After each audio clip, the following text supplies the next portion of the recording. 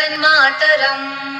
श्रीमान् कृपाजलनिधे कृत सर्वलोक सर्वज्ञशक्तनतवत्सल सर्वशेषिन् स्वामिन् सुशील सुलभाश्रित पारिजात श्रीवेङ्कटेश चरणौ शरणं प्रपद्ये।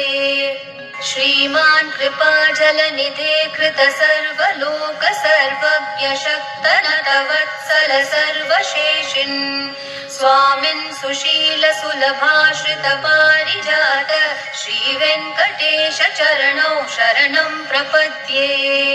आनूपुरार्पित सुजात सुगन्धि पुष्प सौरभ्य सौरभकरौ समसन्निवेशौ सौम्यौ सदानुभवनेऽपि नवानुभाव्यौ श्रीवेङ्कटेश चरणौ शरणं प्रपद्ये।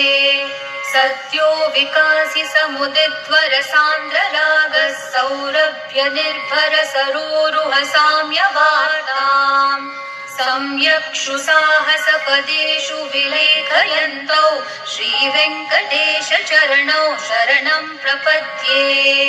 रेखामयध्वज सुधाकलशातपत्र वज्राङ्कुशाम्बुरुह कल्पक शङ्ख चक्रैः भव्यैरलङ्कृततलौ परतत्त्वचिह्नैः श्रीवेङ्कटेश चरणौ शरणं प्रपद्ये। ताम्रोदरद्युतिपराजित पद्मरागौ ब्राह्मेर्महोभिरभिभूत महेन्द्रनीलौ उद्यन्नखांशुभिरदस्त शशाङ्कभासौ श्रीवेङ्कटेश चरणौ शरणं प्रपद्ये। सप्रेम भीतिकमलाकर पल्लवाभ्यां सम्माहनेऽपि सपदिक्लममादधानौ कान्ताववाङ्मनसगोचर सौकुमार्यौ श्रीवेङ्कटेश चरणौ शरणं प्रपद्ये। लक्ष्मीमहीतदनुरूप निजानुभाव नीलादिदिव्यमहिषीकर पल्लवानाम् आरुण्यसङ्क्रमणतः किल सान्द्ररागौ श्रीवेङ्कटेश चरणौ शरणं प्रपद्ये। नित्यानमद्विधि शिवादिकिरीटकोटि प्रत्युक्तदीप्तिनवरत्नमःप्ररोहैः नीराजनाविधिमुदारमुपादधानौ श्रीवेङ्कटेश चरणौ शरणं प्रपद्ये।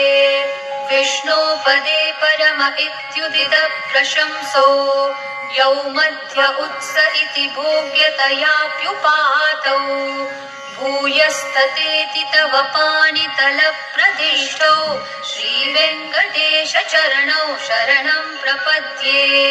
पार्थाय तत्सदृशसारथिना त्वयैव यौ दर्शितौ स्वचरणौ शरणं व्रजेति भूयोऽपि मह्यमिह तौ करदर्शितौ ते श्रीवेङ्कटेश चरणौ शरणं प्रपद्ये। मन्मूर्धिकालियफने विकटाटवीषु श्रीवेङ्कटाद्रिशिखरे शिरसि श्रुतीनां चित्तेऽप्यनन्यमनसां सममाहितौ ते श्रीवेङ्कटेश चरणौ शरणं प्रपद्ये। आम्लानहृष्यदवनीतलकीर्णपुष्पौ श्रीवेङ्कटाद्रिशिखराभरणायमानौ आनन्दिताखिलमनोनयनौ तवेतौ श्रीवेङ्कटेश चरणौ शरणं प्रपद्ये। प्रायप्रपन्नजनता प्रथमावगाह्यो मातुस्तनाविविशिशोरमृतायमानौ प्राप्तौ परस्परतुलामतुलान्तरौ ते श्रीवेङ्कटेश चरणौ शरणं प्रपद्ये। सत्त्वोत्तरैः सततसेव्यपदाम्बुजेन संसारतारकदयार्द्रदृगञ्चलेन सौम्योपयन्त्रिमुनिना मम दर्शितौ ते श्रीवेङ्कटेश चरणौ शरणं प्रपद्ये।